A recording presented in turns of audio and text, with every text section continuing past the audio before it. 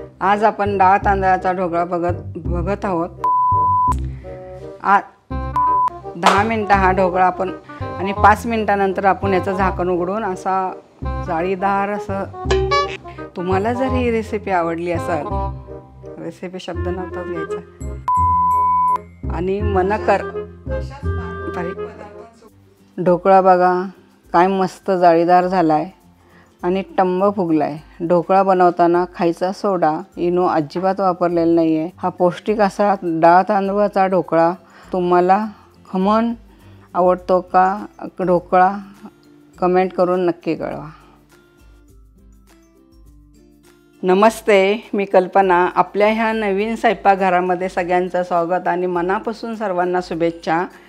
आज माझ्या सुनबाईमुळे, तिच्या सहकार्याने आणि पाठिंब्यामुळे मी वयाच्या 65व्या वर्षी हे चॅनल चालू करत आहे। तर या चॅनलला सबस्क्राईब करा आणि भरभरून प्रेम द्या आणि तुमचा आशीर्वाद असाच पाठीशी राहू दे। आज आपण डाळ तांदळाचा ढोकळा बनवत आहोत। तर मी ह्या मापाने प्रमाण घेतले आहे। 1 फुलपात्रभर मी तांदूळ घेतलेले आहेत आणि त्याच्याच प्रमाणात मी अर्ध फुलपात्र हरभरा डाळ आहे, त्याच्या कमी मूग डाळ घेतली आहे, त्याच्यात थोडे कमी उडीद डाळ आहे, नंतर पोहे आहेत आणि साबूस तांदूळ आहेत। साबूस तांदूळ आणि पोहे ह्याच्यामुळे ढोकळा खूप वेळ असा मऊसूद राहतो आणि ग्रॅमचं प्रमाण मी तुम्हाला देते। आता हे सगळे एकत्र आपण भांड्यामध्ये काढून घेऊ आणि आता स्वच्छ धुवून घेऊ आपण हे सगळं।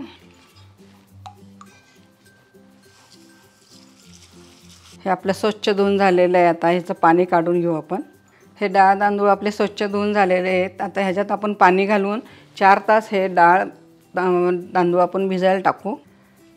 तुम्हाला जर असं भिजून करायचं नसेल तर 3 महिने टिकणारं पीठ तुम्ही घरी करू शकता। त्याच्यासाठी मी प्रमाण सांगते। एक अर्धा किलो तांदूळ घ्या, पाव किलो हरभरा डाळ घ्या, 100 ग्रॅम मूग डाळ घ्या, 50 उडीद डाळ घ्या आणि 50 ग्रॅम पोहे आणि 2च चमचे साबूस तांदळाचं घ्या टाका। ह्याच्यामुळे ढोकळा एकदम छान आणि 2-3 महिने हे पीठ टिकतं। आपण ढोकळ्यासाठी 4 तास हे डाळ तांदूळ भिजायला टाकले होते।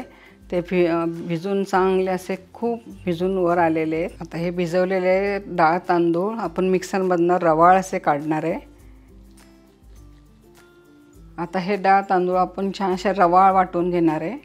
एकसारखा मिक्सर नाही फिरवायचा, फक्त चालू बंद करायचं।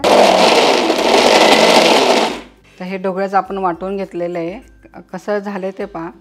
एकसारखं फिरवलं तर एकदम बारीक होतं, असं चालू बंद करून फिरवलं तर असं छान रवाळ पीठ होतं। तुम्ही बघू शकता कसं रवाळ झालेलं आहे। आता आपण जेवढे तांदूळ भिजवले ते सर्व पीठ असंच रवाळ दळून घ्यायचं आहे, म्हणजे ढोकळा छान होतो। हे आता सगळं वाटून झालेलं आहे। रात्रभर आपण ह्याला आंबवायला ठेवूया। आपण हे ढोकळ्याचं पीठ रात्रभर ठेवलं होतं, ते असं छान फुगून वर आलेलं आहे। ह्याच्यात आपण काहीही टाकलेलं नाही आहे। तर ह्याच्यामध्ये आता आपण फक्त हळद आणि मीठ टाकणार आहे।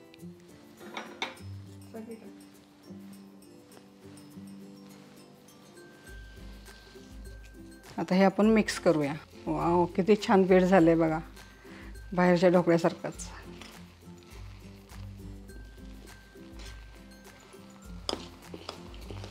आता ढोकळा आपण कुकरमध्येच बनवतो, तर त्यासाठी आपण शिट्टी, आता झाकणाची रिंग पण आपण काढून घेऊ आणि कुकरमध्ये ढोकळा करणार आहे आपण। आता ढोकळ्यासाठी इथं पाणी गरम झालेलं आहे। तर पाणी गरम झाल्यानंतर त्याच्यावर एक प्लेट ठेवायची आहे, स्टँड ठेवायचं आहे। त्या स्टँडवर आपण एक डबा ठेवणार आहे, त्याला बटर पेपर लावलं आहे आतनं। तर त्याच्यामध्ये आपण हे मिश्रण टाकणार आहे।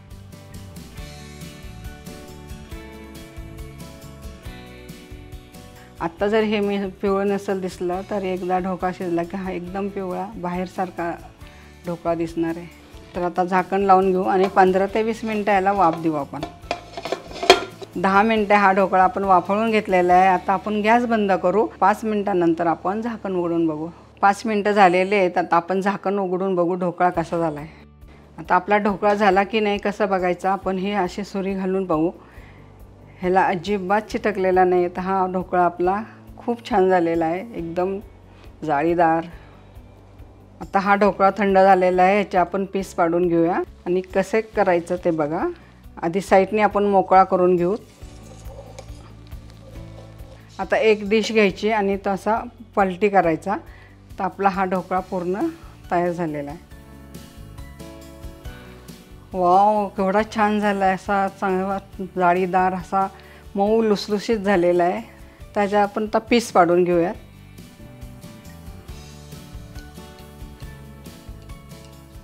चला, आपल्या ह्याचे आता तुकडे करून झालेले त्यावर आपण आता फोडणी घालूया. चला, ढोकळ्यासाठी आपण फोडणी तयार करून घेऊ. त्याच्यामध्ये मी तेल घेतले, नंतर त्यामध्ये मोहरी जाईल. मोहरी अशी चांगली तडतडली. मोहरी झाली, आता आपण त्याच्यामध्ये मिरच्या टाकूयात. ही खमंग फोडणी अशी आपण थोडी थोडी हळूहळू ह्या ढोकळ्यावर टाकत जाऊ.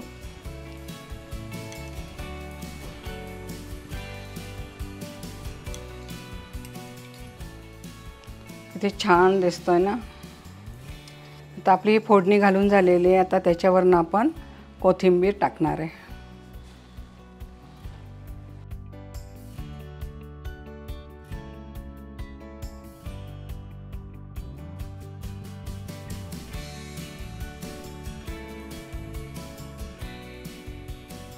पुन्हा भेटूया आपण अशाच पारंपरिक पदार्थाबरोबर. तोपर्यंत मन करा रे प्रसन्न, सर्व सिद्धीचे कारण.